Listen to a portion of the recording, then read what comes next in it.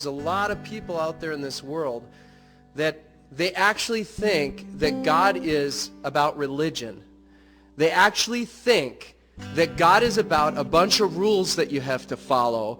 You have to go to church. You have to carry your Bible. You have to don't do this, do this. They literally think that all they would be signing up for if they surrendered their life to God is a bunch of rules. And the truth is, God is the most non-religious being in the whole universe.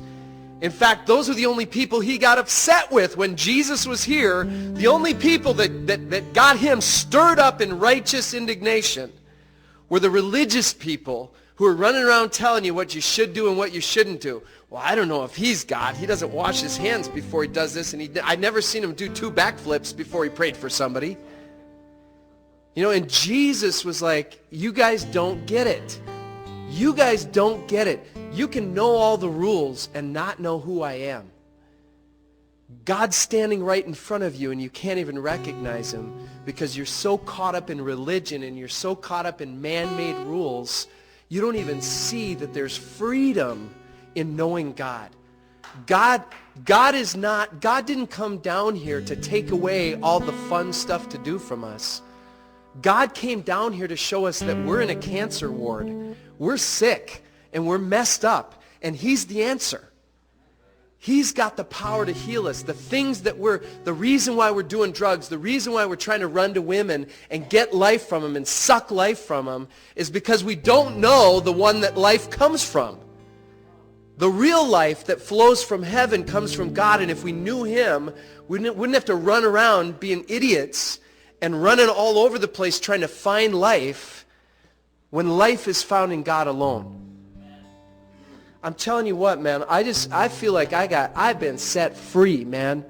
We were just sitting here going, now listen to this conversation, see if you'd ever hear somebody in the world talking like this. We're like, you know what, we are so glad we don't have a lot of money. I mean, we were like, man, I'm so glad I don't have a bunch of money to get in the way of following God. It's like, it's so much easier when you don't have anything to follow God. It's like all the crap's out of the way. You know what I mean? Which is why so often it takes us to actually hit a wall before we'll surrender. It's like we're looking around going, is there any other way besides Jesus? Is there any other possible way? Because I'd like to try that first. And the bottom line is, you know what? In this room, collectively, we've tried every other way. We've tried every other way. We've gone down every version of spirituality, Buddha, Hinduism, New Age, you name it, we've tried it.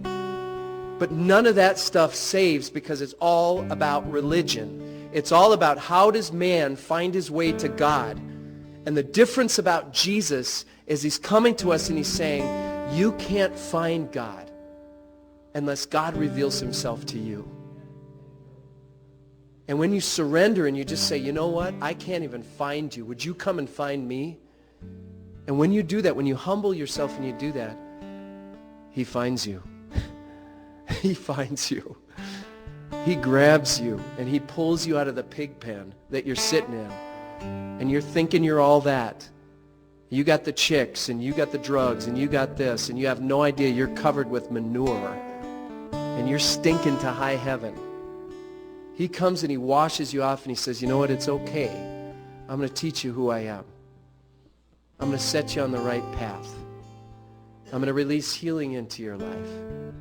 I'm going to restore your relationships with your family, with your friends. I'm going to give you friends that actually care about you. Not friends that are only hanging out with you because they're wondering if they can get their next fix or because they need somebody to be around because they're so empty inside that they need to find life by just having you around, but the minute you do something they don't like, they ditch you. Not friends like that. People who really love you because the love of God is in them for you. It's not about the marketing version of Christianity where you come and everybody smiles and says, hey, life's going great. Life's not going great. Life's hard. Get real. I mean, thank God we have God. I mean, he makes it bearable and tolerable, and he blesses us as we follow him. But life's hard, man. It was so cool. God said it to me this way. There was a guy in North Minneapolis. I've been telling a lot of people about Jesus, man. It's so cool. Because the cool part about it is there's no striving involved. I'm not like running around, going, okay, I gotta save 5 people today. It's not like that at all.